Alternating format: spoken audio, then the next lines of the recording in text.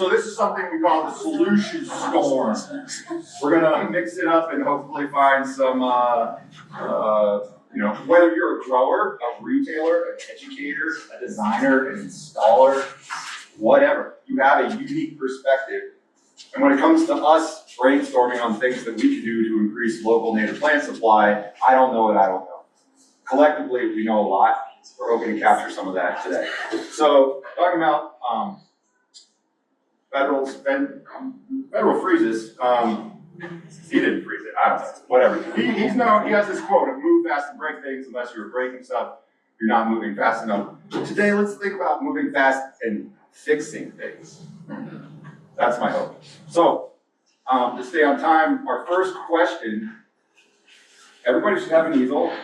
The other thing we need to do is each group needs to elect a recorder, a writer, as well as a spokesperson. That can be two people, or it can be one person if someone feels really motivated in both writing and speaking. The other sideboards we'll put on this is we recognize that different people have different styles of communication, and you feel really like you don't want to speak. Feel free to write everything down on the tablet or somewhere else. For folks online, they're also working on this. Maybe have someone just open up an email or record this in a Word document. And then I'd say for the group collectively, if it feels like one or two people are kind of dominating the ideas, make sure to go around and be like, hey, what's your name? Bill Fetch? Do you have ideas on this? Okay. Yeah, make sure to include everyone's feedback. We're going to do 2 of these questions, and we're going to have a brief break for everybody to get their lunch. If you RSVP'd, you have a custom sandwich in Creekside. Pretty sweet. So we'll give some time. While you're collecting your sandwiches, we're also going to be asking for people to share out from their individual tables on the first 2 groups. We'll take a little break, but then we're going to finish as you finish your lunch to make sure we get out of here on a timely basis. So, yeah, there's Zuck. He's going to break. We're going to fix. Question 1 we want you to think about is in your role, whether you're a grower, a seller, a designer, an installer, an educator, what do you see as the biggest hurdles to making native plants more widely available in Teton County? Maybe supply chains are the biggest hurdle. Maybe managing client expectations are the biggest. Maybe limited retail space. We're going to give you 10 minutes for this segment. Any questions from the group? Do you feel equipped? Go. Okay, so we're going to jump to question 2. Hopefully you found some really good problems. Question 2 are, what are the underlying problems to those challenges that you discussed, or the root causes? If it's supply chains are the issue, maybe we live in an isolated valley, or shipping costs are just too high. Maybe there aren't enough educational materials to explain the establishment phase of native plants, or maybe second or third or 18th homeowners are just not around long enough to really prioritize native plants. Or maybe with retail space is limited and expensive. Maybe with the limited space we have, we really need to focus primarily on maximizing return with a limited space and limited season. So does that make sense to everyone? Okay, 5 minutes for this one. We're going fast and fixing it. Good. Pencils down. Pencils down. Okay. Thank you for all your participation. So this is the first part where our spokesperson is really going to come into play. And so the next question is lunch. It's not a question, it's an activity. It's a state of mind. Before you grab lunch, your sandwich, if you registered, your sandwich is over there. And Creekside is so nice, they wrote your actual name on it. So if you can't, if you're having trouble reading, maybe you forgot your glasses, ask for help. Make sure everyone gets their sandwich. Before we grab sandwiches, though, we'd like 60 seconds from the spokesperson of each plant species to tell us the highlights. What was the pithiest, most insightful? What's the one thing that I was like, yes. Or what was the craziest thing? We're just looking for highlights from each table. Let's say, about 60 seconds. Is there a table that would like to go first? Yes. Allison, we're Oregon based over here. All of our stuff is great, but I'd say the client expectations of being able to make sure they know that it's a 3-year process and something looks great, it's coming. Sort of there's currently a disconnect between landscape architects and landscape contractors and the growers. There's no point in me putting it on a drawing if the landscape contractor can't find it where the growers aren't growing it. Currently, we've been sort of inconsistent demands. It's hard for growers to know what to provide. We need more examples so we can point to clients and say, "This is a really great example." We would be really great if we knew exactly what plants, if we had 7 or 10 that we knew were going to do great in Teton County, so we don't have 50% dryouts and certain plants can't come on. Okay, awesome. Is there another group that? We can just say ditto. Ditto. Any other groups that just want to say ditto? Okay, we've got 2 dittos. Oh, here, I'm gonna have something different. Okay, go ahead, Annabelle. For the fatties. Yeah, the winter fatties. The winter fats. A lot of, sorry, I went off, I took this off. A lot of similar issues, but I feel like, we've talked about maintenance a lot and like expectations with maintenance and how there's kind of one model. And it's not maybe as the landscape architect envisioned and the client has a different vision and the landscape contractor has a different vision. So ditto, but we went pretty hard. Okay, that's great. Other groups have unique. Without talking, you can discuss a lot of the same thing. I think if what we're gonna find is that we all come to sort of the same conclusion. A lot of it's managing expectations about your clients, and then just getting ahead of the game on availability, because when we're speccing plant material, we have to sort of go off of what the availability is from the growers, and that tends to change on a very fast pace, like weekly or daily. So that's an ever evolving thing. You should be ready for a lot of substitutions. From the grower's point of view, like a lot of people just, which is a great why we're having this conversation, is people don't know they exist. And so just getting that out there and understanding that they're open to the public and available for retail purposes. Thank you. Charlotte? Yeah, ditto to everything everyone said, and we talked a bit about human power. Like, it would be great if we had days everywhere who could come and installations. But the reality is, it takes time to build that expertise of like how to install, what the proper species look like for site, just having people on the ground, especially in Teton County where the cost of living is really high. And so just that building that human power, that human capacity to get these projects done on the ground. Thanks, Charlotte. I guess just a last thing to add to it is there's also just an overstimulation of what you see for plants. If there's more of a standard of like, hey, this is actually what you should be growing here. You give people too many options. So they want to grab all these things that actually don't work in the area. They grow in the nursery, they don't grow in your yard. So just kind of limiting, hey, here's more Teton County specific and narrowing that palette down to realistic. I can tell you diversity of 7 to 10 like wildflowers that I could do right now. Yeah, you can put- yeah. Sorry, what did you say? What was the last part of what you said? I Alicia? feel like I could easily tell you like at least 7 to 10, like minimum, wildflowers that would do really well here, that we grow. Yeah. That are native to Teton County and are diverse in color and quality, or the flower shapes and timing. So Yeah. it's an option. Yeah. It's not. And we're gonna get into options. That's coming next, but we do want to feed you and make sure that you meet your afternoon appointments. So please, without trampling one another, maybe in kind of an organic fizzle, starting with the winter fats, moving towards your lunch. Okay, everybody have food in their mouth right now? And talking at the same time? All right, we're at 12 o'clock, and so we'd like to leave a little bit of time for Q&A or reflections, introductions at the end. And in order to wrap up in time, we're gonna work through lunch. And so, question 3, potential solutions. So what solutions could address these challenges that you've identified?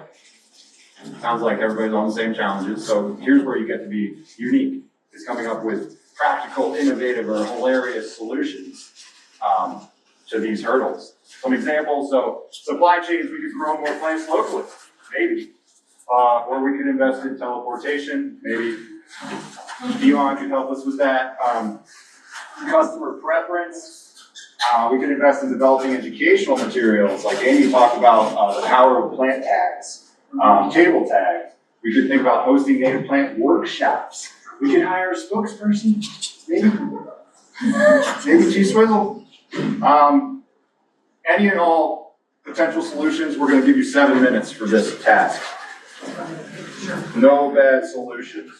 It's really hard to stop talking about these things. I fully recognize that.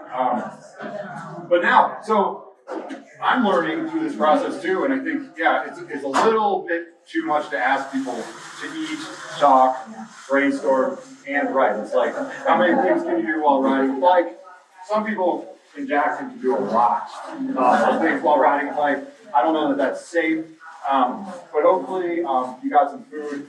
And I think solutions are good to just be spoken out in the air, but now we want you to actually write down your 1 or 2 best solutions and elaborate on who would be responsible for implementing that solution, or what resources or actions would be necessary to implement that solution. And so if it's not captured on the page, that limits how much we're able to synthesize stuff and include in like a white paper that we're going to follow up with and share out to everyone here as well as other people.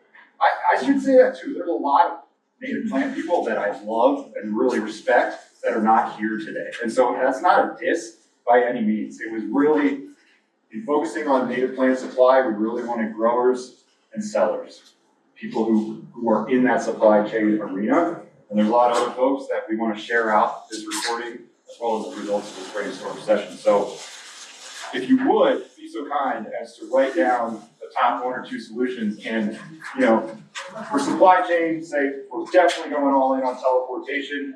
Conservation districts are in charge, and they're going to use quantum computing to make it happen.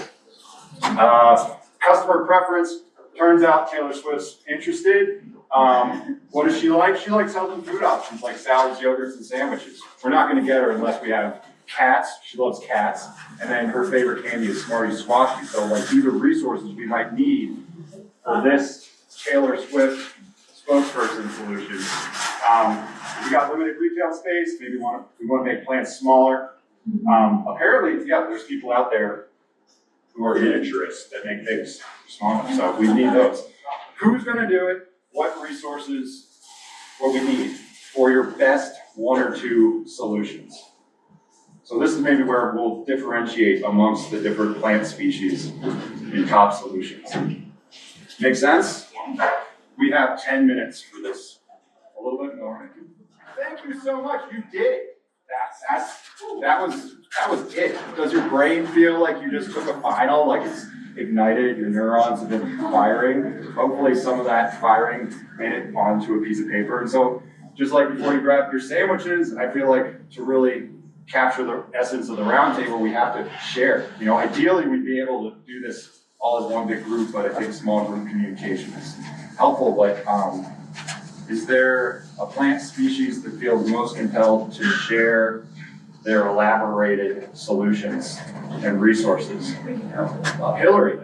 Hi, I'm Hillary. I'm raised on Formula Place in Jackson. So we think that our biggest thing would be collaboration, which making shipping an easy transition, plants available, education would also go along with the collaboration. So I think we're going to architects to tell their clients, landscapers, plant them, and consultants. That's kind of I think just the idea that like getting the products to people is kind of central, and like how can that happen easily by maybe collaborating with other growers who are shipping things to the same area. And then advocacy too between organizations, entities, state, local. Anybody specifically you guys identified? We talked about like I guess at the county level. Okay. Yeah. Great. Anybody? Testimonies.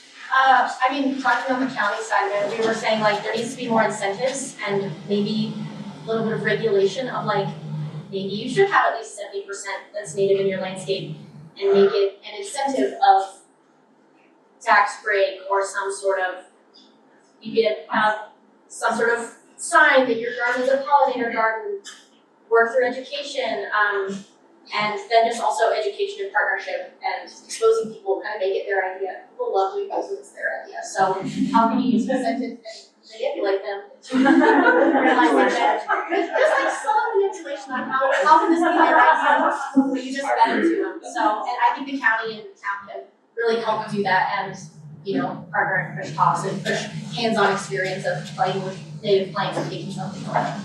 Yeah. Great. Mountain Mahogany. Before I talk about our solutions, real quick, Steve Roseman has a share program with homeowners to convert their lawn to a native. I don't know how much they get. Anything said? Yeah. So we kind of did it with the collaboration. What we were thinking though is there just needs to be more education. So I don't know, get all the players in this area, collaborate a fundraiser, go to Teton Land Trust, acquire some land, create a demonstration or do educational tours. So I like that. Hi, Marty. Milk Fetches. I can. So ours is similar. So using public spaces to create demonstration gardens. So addressing the expectation and the education throughout our community, using nonprofits to help with the workforce to get all of that in place, and applying for grants, donations and such, so that we could get material. And then long-term, using signage, kind of like the ownership of highways, where businesses and organizations can put a little sign in those demonstration gardens because they're going to be the ones that maintain it. And through that, we educate and we also collaborate with the whole community. So maybe we can include people with disabilities, we can include different groups of people. So school children to elderly people in these places. And that way the people in the first year will see what that club garden might look like. And then over time, they start to see how it grows. Then when the actual professional gets to them, they know what to expect. I would love to add a line item to this demonstration garden because it is a great idea and they need maintenance like anything else. And so I have found demonstration gardens to be the most successful when they're at a business, especially if they're at a garden center that is selling products, because it actually helps them sell the product. So I would actually advocate to focus demonstration gardens where people can buy plants. They walk up, they see the Rocky Mountain Pensman, that's beautiful, and then they go and they buy 7 by 10. Yeah. Whereas if it's somewhere else, it adds a step. Love that. Carl. I'm pretty sure Katie stole all my. Oh. Dan? Yeah, same idea. Ironically, there are 3 or 4 public projects about to happen in Wilson and Stilson and Carnes, and those would be, I think, good opportunities to do this. The resources would be county, city, conservation district, but also the architects, the installers, and the maintenance companies that can understand actually how those plants community work together. But our second thing was that that could lead to a document like Whitefish has, a BMP document for public landscape spaces, or a master plan for public right-of-ways and how they're landscaped, how they're irrigated, and the plant list that's approved for those public spaces. And then that would drive demand because the public sees it. The garden centers have to grow it or stock it so that it can be installed in those public spaces, and then that's the tipping point to public demand for those plants. That's great. I mean, that document looks like a lot of HOA planting guidelines, and that's another mechanism. Kimberly McMorrow, great champion of native plants, spearheaded the whole thing in Teton Pines, ready to grow more of it.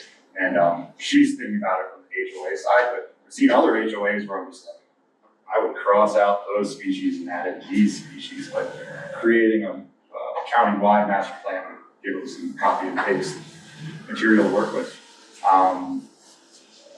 Grapers? Crucia. Bitter bushes. Persians. So we started with this idea of pop-ups, like having opportunities for growers to do pop-ups. And then it kind of evolved into Native Plant Fest, which would happen in June, where there are grants for growers to travel to Teton County, probably mid to late June, so kind of after that general last frost date. And then there's also, along with like this pop-up showcase, a lot of educational programming around how to install, how do you get these plants to establish, what are some great species to plant, and what are the requirements of those species. Retailer info, demonstration garden tours, like out at the Raptor Center where Katie Coburn has done a lot of work. And also talking about salvage. We were talking about like some species like balsamwood takes, depending on your source, 7 to 20 years to flower. So like how do you prevent the loss of those species so that we then don't have to go through like a year rebuild? Native plants. And I think, that's a knowledge base that resides within landscapers, and Dan's here today, but there was an intentional decision to kind of funnel some of this information through existing events like drought-friendly lawn certification directly to the landscaping community. But when we think about how do we protect crab apples, how do we protect other ornamental species, we have the materials and the know-how on how to do that. And I saw on some slides from the growers, protection is key. You can't just like pray and spread and have success. Like it's hard, it's annoying, but it's kind of essential in terms of protecting these things until they are established enough. So, well, all those ideas. I think we have enough time. I like the idea of people actually saying their name, who they're representing, and where they live, because there's going to be a sheet that goes out that you can refer back to, but just the fact that we're all in this room together. So my name's Morgan. I work for Teton Conservation District. I'm the GIS Wildlife Habitat Specialist, and I live in Jackson, Wyoming. I'm Rebecca Wright. I work for North Country Plants as sales and marketing, and I live in Shelley, Idaho. I'm Nikki Dickey. I work for Inside Out with Garden Lecturer with Allison, and I'm a landscape intern. And I live in Portland. Can people stand up so we can see you with your name, please? Thank you. I'm Heidi Colorado, Jackson, Wyoming, Polar Environmental, and we do environmental consulting in and around Teton County and surrounding counties. I'm Lizzie Needham. I'm with HDLA, landscape architecture firm in Jackson. Andrew Bell, Center Native Plants, Whitefish, Montana. Ethan Kushak, I own a Rostas, landscape architects and land planners. And I live in Wilson. Beth Tabo, I live in Wilson, and we'll be focused on country. Sure, Walker, I work with Ethan Grostis, landscape architecture. I live here in Jackson. I'm Hayes, I have Mountains Education, and I live in Jackson. Tanya Anderson, Jackson, Wyoming. I work for the town of Jackson's Ecosystem Service Administrator. And then I'm Fawn Reynolds, your home, and I live down in Sarah.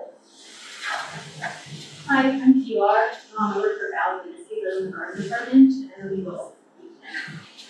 Any other conservation services, any other native plants, share them with. Carl Gerard, Director of Teton Conservation. I'm Dan Tolson, I'm a Valley Landscape Service, and I live in Yamaha back in Monterey.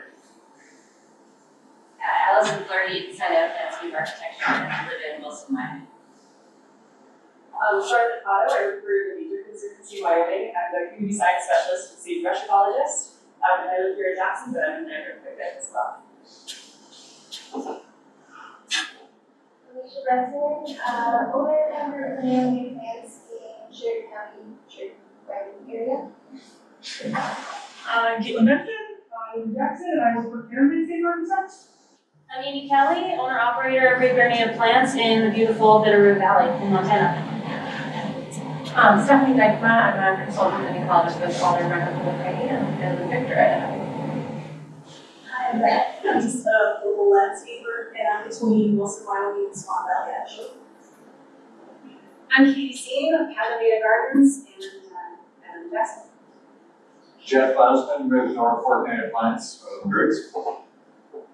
Jen Hall, Porcupine Nursery, I live in Teton. I'm Hillary, I'm a Grace Garden at Nursery Center, and I live in Jackson. Hi, Annabelle Reaper, and I work at Rostas, and I live in Wilson. Francis Clark, plants, go to our website, and I also have a native plant, mostly garden, right next to the elementary school in Wilson. Come by and see. Liz Collins, Grants and Communications, Teton Conservation District. Thank you for putting up with all the emails. And it was natural resources technician also. Thank you to Liz. Honestly, I'm not a planner.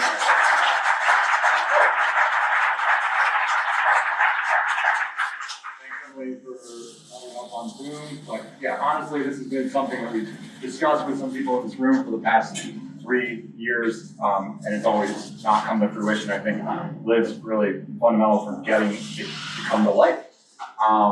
Thanks, Francis, for your talk, for sponsorship of the delicious food. There are a couple sandwiches over there. If you didn't grab one, if you ordered one, and there's a couple generic church clubs. There's one for Morgan though, so don't take Morgan's.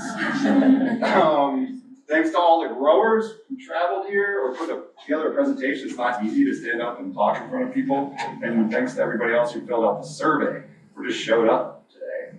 I really hope everyone sees this as step one.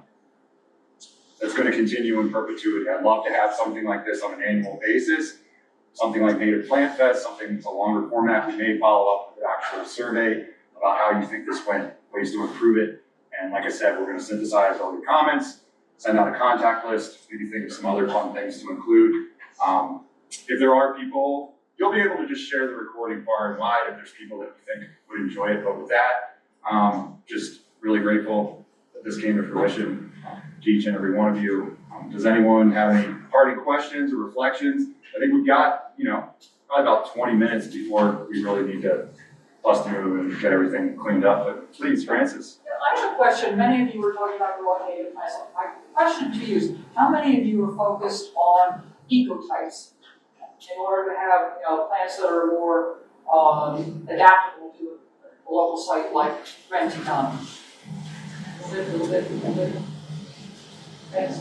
I do, on that note, I want to point out that we do try to have ecotypic appropriate seed, but there is some really interesting science coming out about helping plants migrate with climate change, and also there's been some really compelling studies out of University of Nevada, Reno about having plants from different seed sources and how you can actually have better survival. So I think it's an ongoing conversation of what is actually going to be sustainable long-term landscapes. And while largely ecotypic seed right now we think might be the best long-term, it's a bigger question.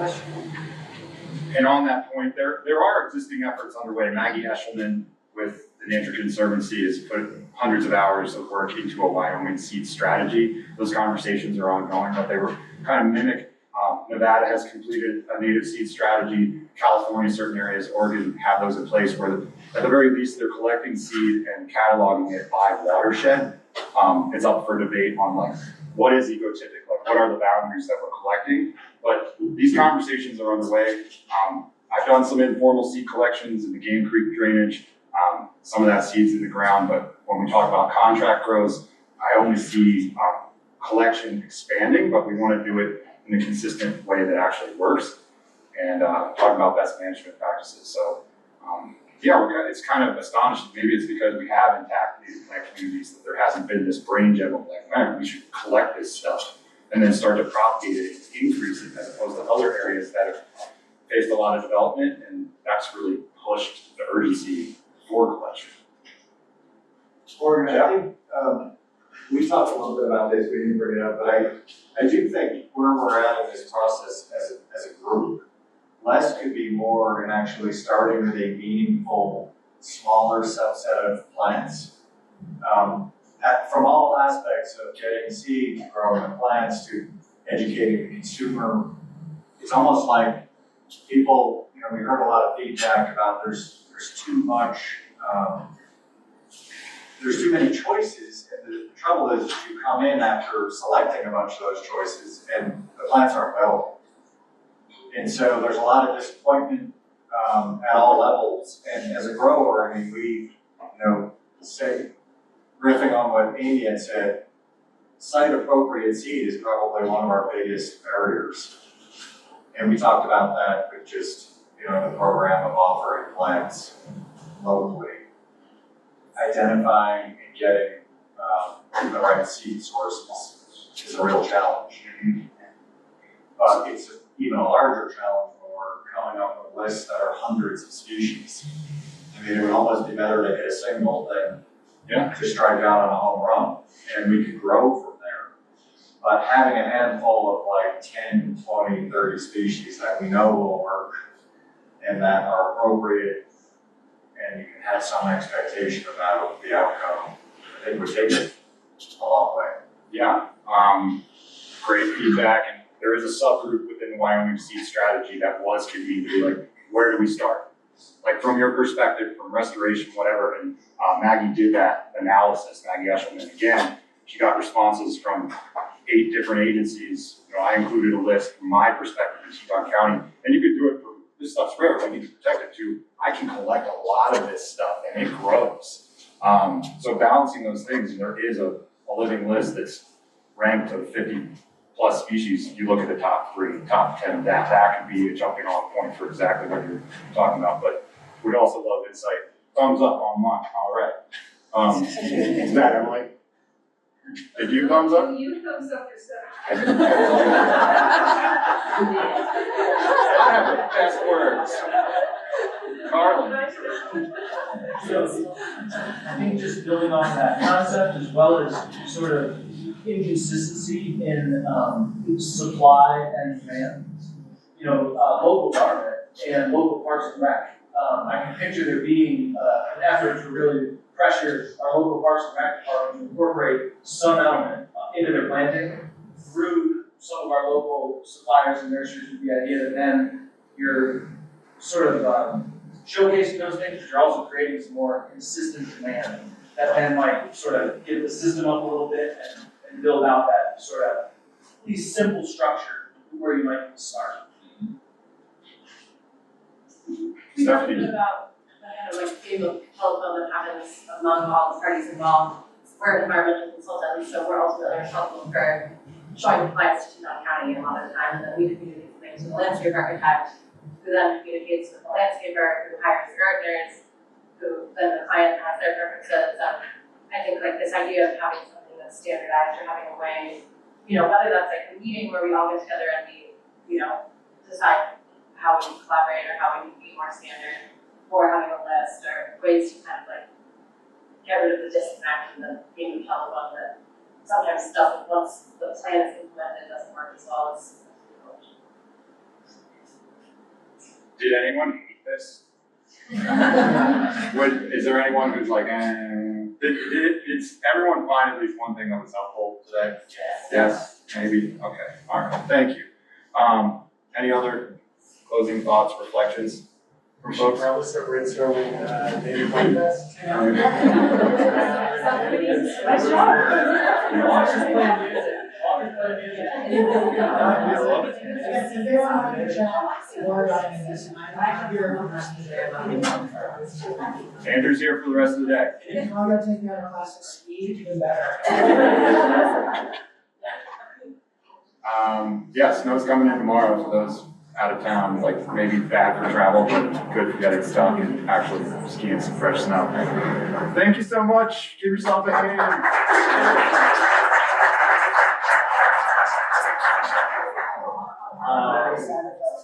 Thank you.